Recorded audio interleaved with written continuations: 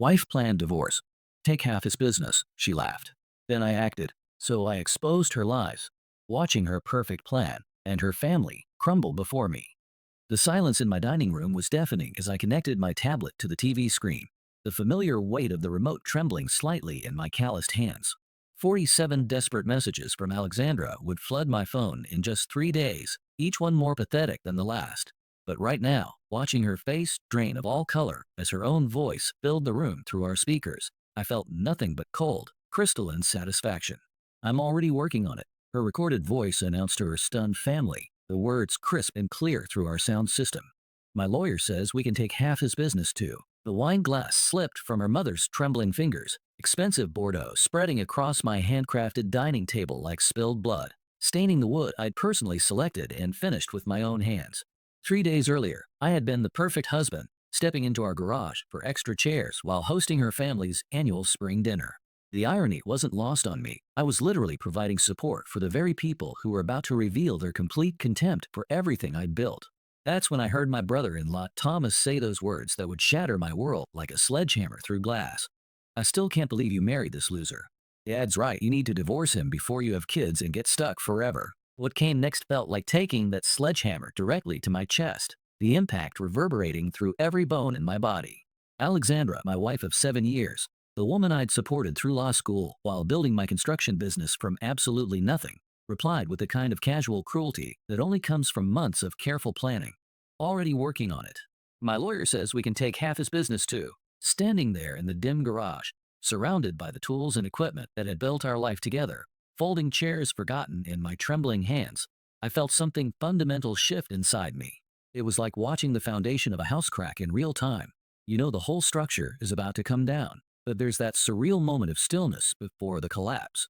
7 years of marriage, countless nights staying up to help her study for exams while my own body ached from 14-hour workdays, vacations we skipped so she could afford law textbooks, extra jobs I took to cover her student loans when my own business was barely breaking even. All of it suddenly looked different in the harsh, unforgiving light of betrayal.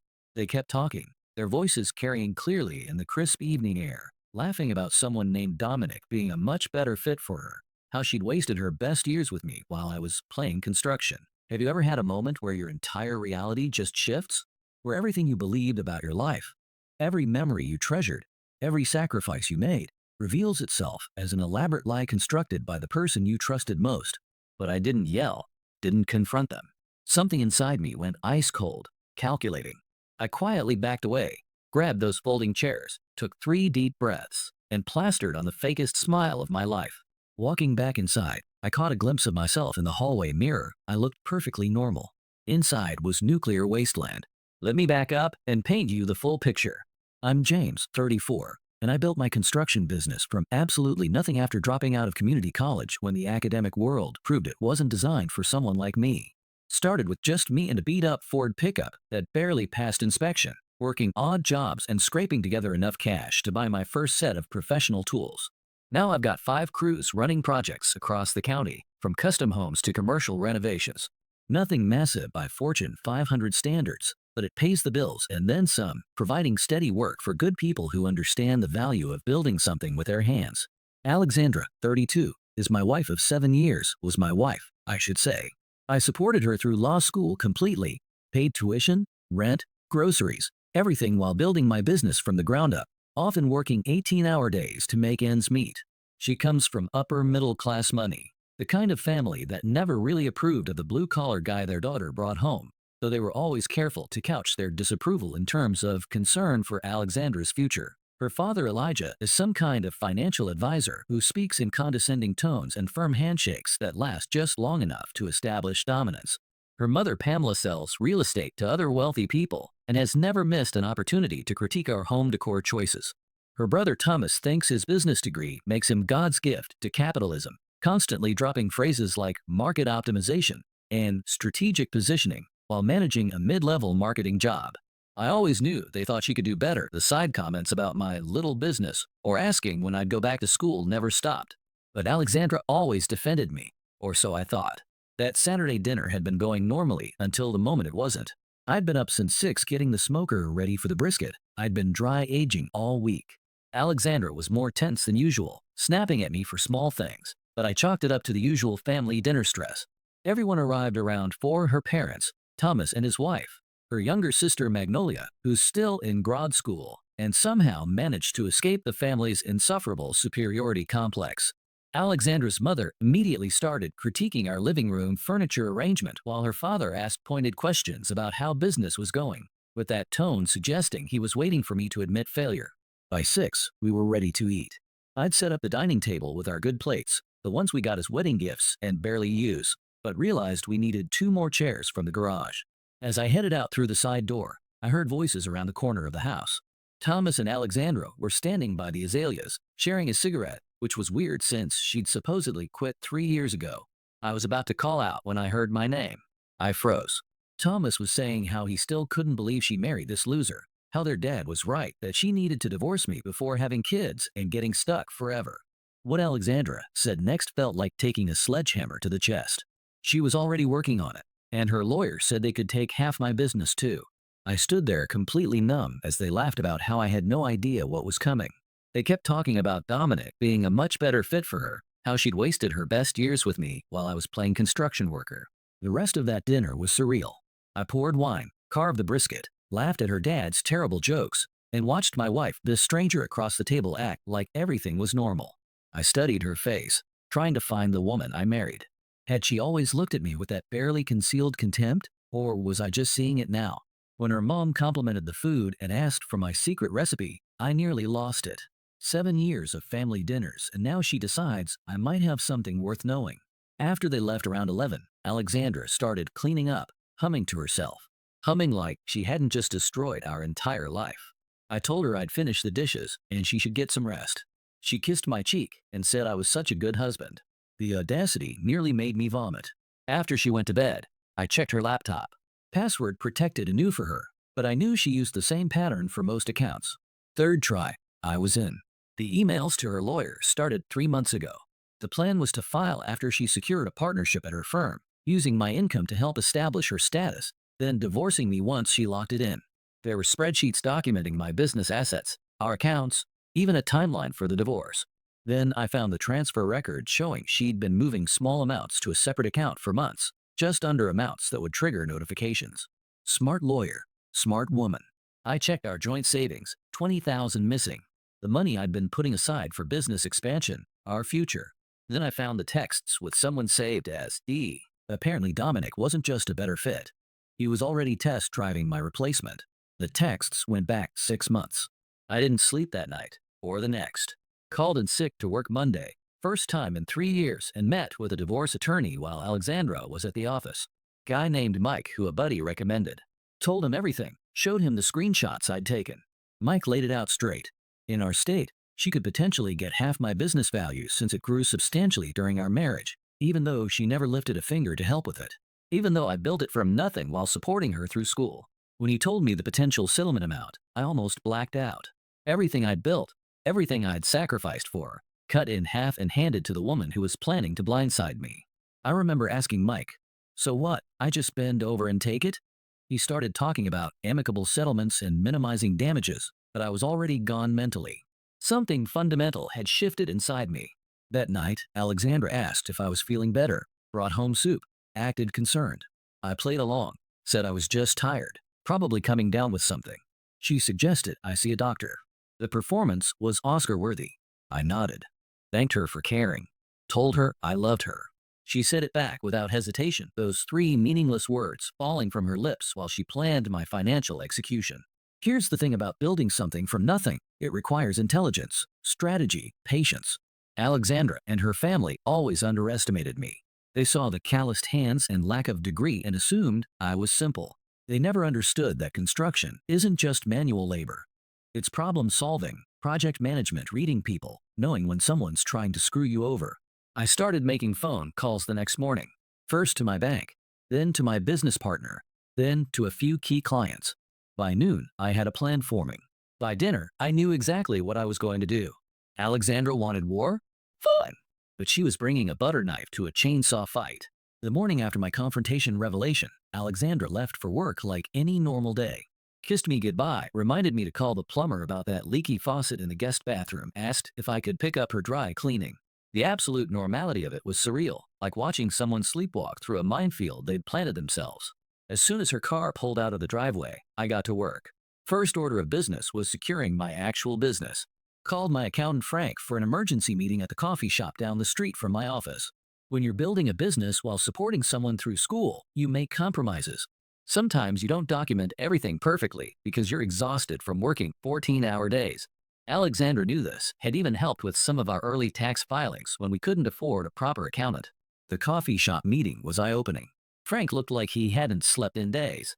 Turns out Alexandra had already contacted him, asking innocent questions about business valuation methods and ownership documentation.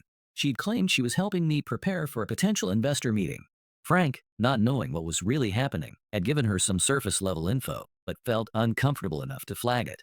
When I told him what was really going on, the color drained from his face. "James, I need to show you something," he said, pulling out his tablet. He opened a series of documents showing my business transactions from the past 3 years. These highlighted ones, they don't quite add up. Turns out Alexandra had been doing more than just planning a divorce.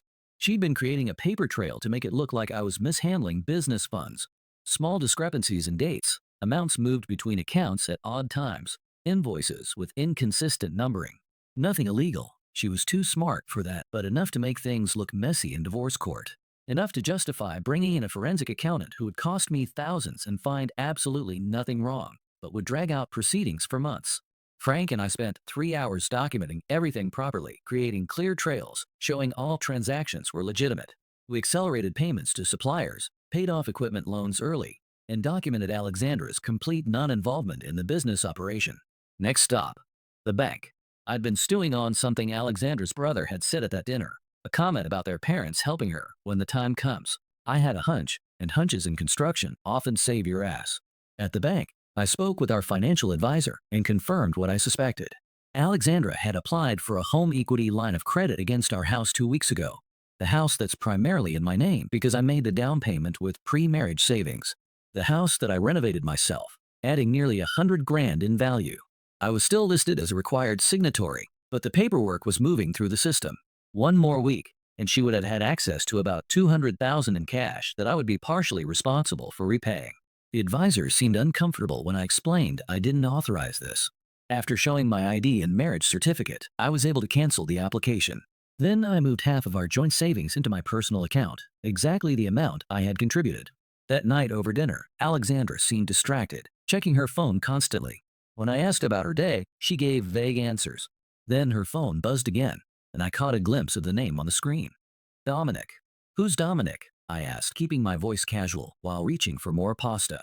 The fork paused halfway to her mouth, just for a second. "Oh, new client at the firm. Time-sensitive case." Then she put her phone face down on the table.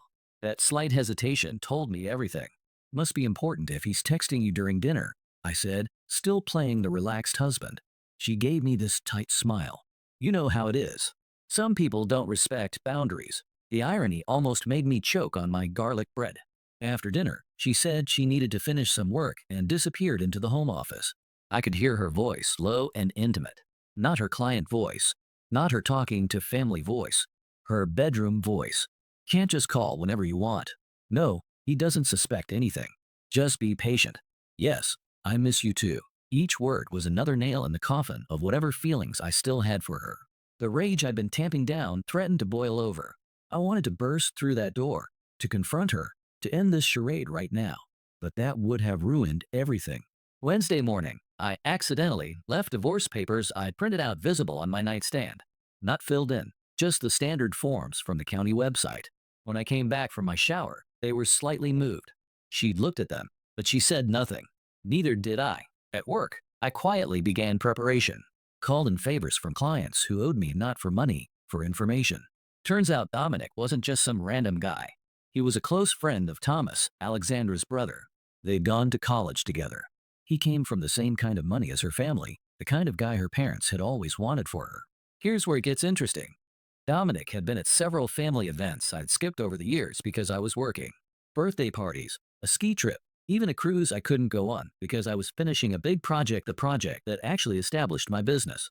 Through a mutual acquaintance, I learned Dominic and Alexandra had dated briefly in college before we met.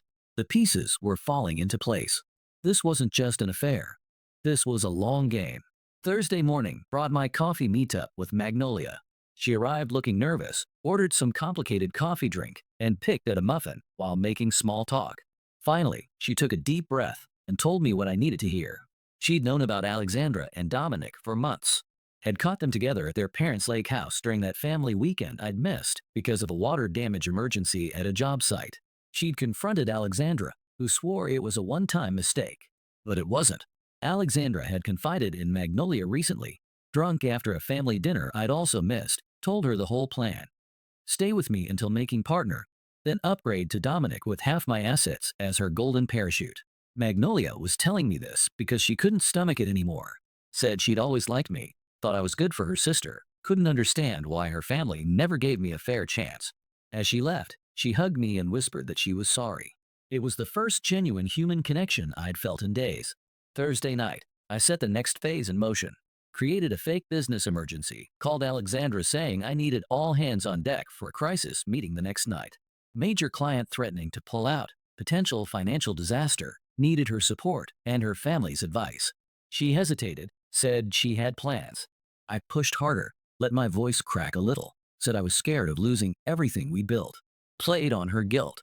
She relented, agreed to host an emergency family dinner Friday night, said she'd call her parents and Thomas. Perfect.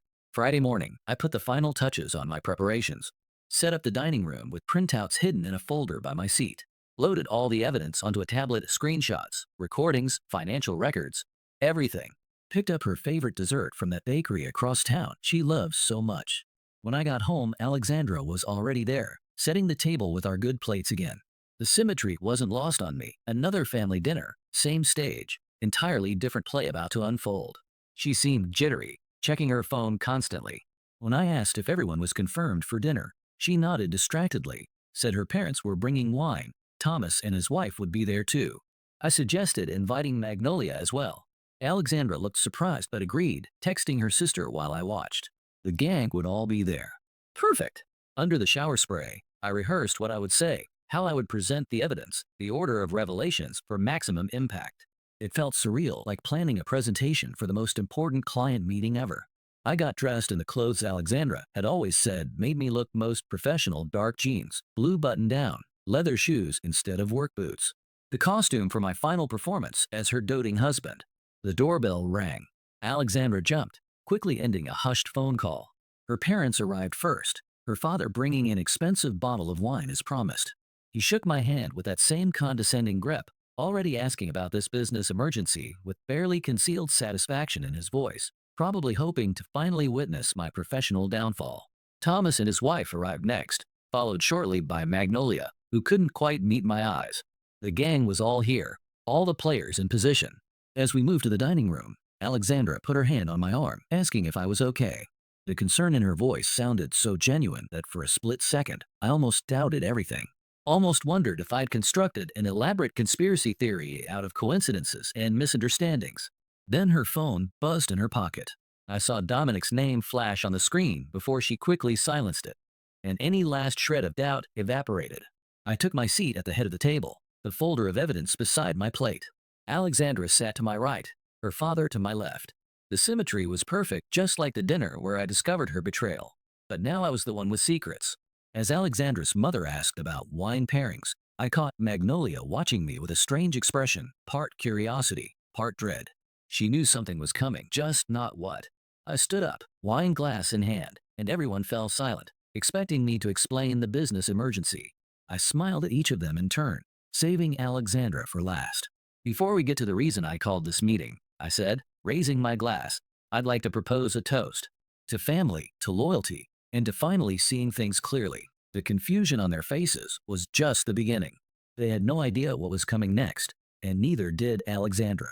I sat down calmly and took a sip of Elijah's expensive wine. So, about this business emergency I mentioned, Alexandra squeezed my hand encouragingly, the absolute performance of it. I almost had to admire her commitment. Well, I continued, pulling out my tablet, I've discovered some serious problems that threaten everything I've built. Problems developing right under my nose. Elijah leaned forward with barely contained smugness. Financial issues? Cash flow problems? I've always said your business model seemed precarious. Actually, I said, connecting my tablet to our TV. The problem isn't with my business. It's with my marriage. The room went silent. Alexandra's hand froze on mine. James, she whispered. What are you doing? Here's the thing, I said. When you're demolishing a structure, you don't start with the roof. You undermine the foundation first. I played the recording of Alexandra and Thomas from the previous dinner, their voices filling the room. Thomas saying she needed to divorce me before having kids and getting stuck forever. Alexandra replying she was already working on it. Her lawyer said they could take half my business too. I watched each face around the table. Thomas went pale. Alexandra's mother covered her mouth. Elijah's jaw clenched. Magnolia closed her eyes like she was watching a car crash she'd known was coming. And Alexandra just sat there, paralyzed, as her carefully constructed plan imploded. Next, I showed screenshots of her texts with Dominic, carefully edited but still damning. 6 months, I said quietly. 6 months you've been seeing him while I've been working 60-hour weeks. I turned to her parents. Did you know she was cheating? Or just that she was planning to divorce me? Elijah tried to interrupt, but I wasn't done. I swiped to my spreadsheet. Every penny I'd spent putting Alexandra through school. $143,600. This is what I invested in our future, I said, while building my business from nothing. Next screen. Documentation of her secret bank account and the canceled home equity application. And this is how she planned to thank me. The silence was deafening. Then 3 things happened almost simultaneously. Elijah stood up, knocking his chair backward. This is ridiculous, Alexandra. We're leaving. Alexandra grabbed my arm. James, please, I can explain. And Thomas, the coward, tried deleting messages under the table. I pointed at him. Those messages you're deleting? I already have them all. All the times you helped her plan this. Thomas froze, then looked at his wife, who stared at him with dawning horror. Alexandra switched tactics. It wasn't like that, she said, tears forming. I was confused, unhappy. We've been growing apart for years. Growing apart? I echoed. While I was paying for your education. While I was building a future for us. I hadn't planned to lose my cool, but something snapped. 7 years, I said, lowering my voice. 7 years I believed in us. And all this time, I was just a stepping stone. Her father stepped in. Whatever problems you two have are between you. But if you think you can intimidate my daughter with this ambush, you're mistaken. We have resources you can't imagine. I laughed. Resources? You mean like the $20,000 she stole from our joint account? Or the hellick she tried to take out against my house? As Elijah ranted about all they'd done for us, I noticed Alexandra texting under the table. That's when I dropped the final bomb. Did Alexandra tell you Dominic is married too? I said casually. The room went still. Even Elijah stopped mid-sentence. Yeah, found that out yesterday. His wife's name is Rachel. Very understanding when I showed her the texts between her husband and my wife. Alexandra's face drained of color. You? What? We had coffee yesterday. Seemed only fair. She should know. That's when Elijah lost it. Grabbed the edge of my dining table, the one I'd built by hand, and flipped it. Food, wine, plates, everything went flying. Alexandra screamed. Her mother gasped. Thomas jumped back. I just sat there, oddly calm, watching 7 years of pretending crash around us. Magnolia was the only one who moved to help clean up. Our eyes met across the mess, and she gave me a small nod of respect, understanding. Elijah pointed at me, fingers shaking. You think you've won? You're nothing. You build things with your hands because you weren't smart enough for college. My daughter made a mistake slumming with you, but we'll fix it. I stood up slowly. I may work with my hands, Elijah, but at least I built something real. What have you built besides a family of liars? He lunged at me, actually tried to throw a punch. Thomas barely caught him, holding him back while he spewed threats about lawyers. Alexandra kept saying, James, please, let's talk privately. This isn't how I wanted. How you wanted to divorce me? To take half of everything I built while screwing someone else? I shook my head. There's nothing to talk about. I opened the front door. I think you should all leave now. Thomas dragged his father out. Magnolia was the last to leave, pausing at the door. I'm sorry, she said quietly. I always thought you deserved better. Then it was just Alexandra and me in our destroyed dining room. Where are you going to go? She asked, her voice small. I already have a hotel room, I said. I'll be back for my things tomorrow when you're at work. You planned all this, she whispered. I learned from the best, I replied, grabbing my pre-packed overnight bag. As I walked out, she called after me. You'll regret this. My father wasn't bluffing about the lawyers. I didn't respond. Some foundations are too damaged to rebuild on. That night at the hotel, I slept better than I had in months. The next day, I went back while Alexandra was at work, packed what mattered: clothes, tools, family photos, my dog's stuff, and left my key on the counter.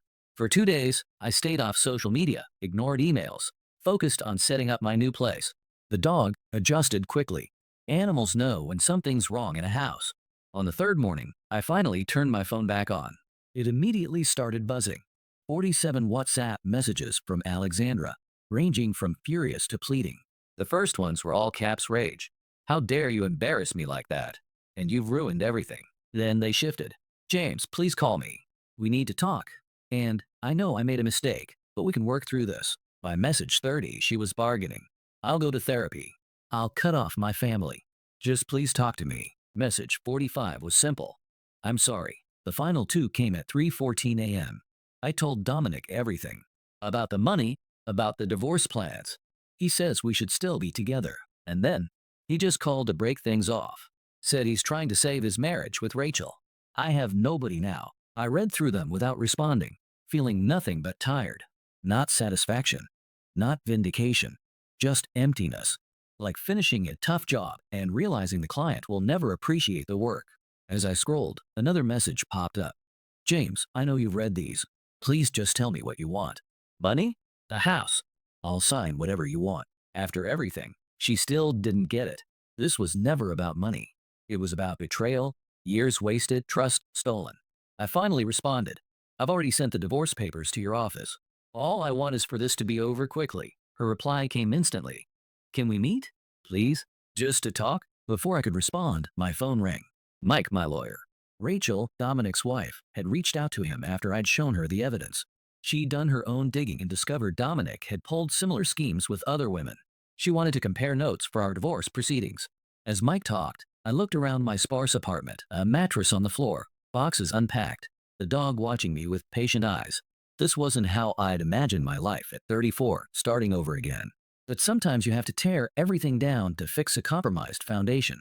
I sent Alexandra one final message. "There's nothing to talk about. The marriage is over. Please direct all future communication through our lawyers." Then I blocked her number. That afternoon, I took the dog hiking.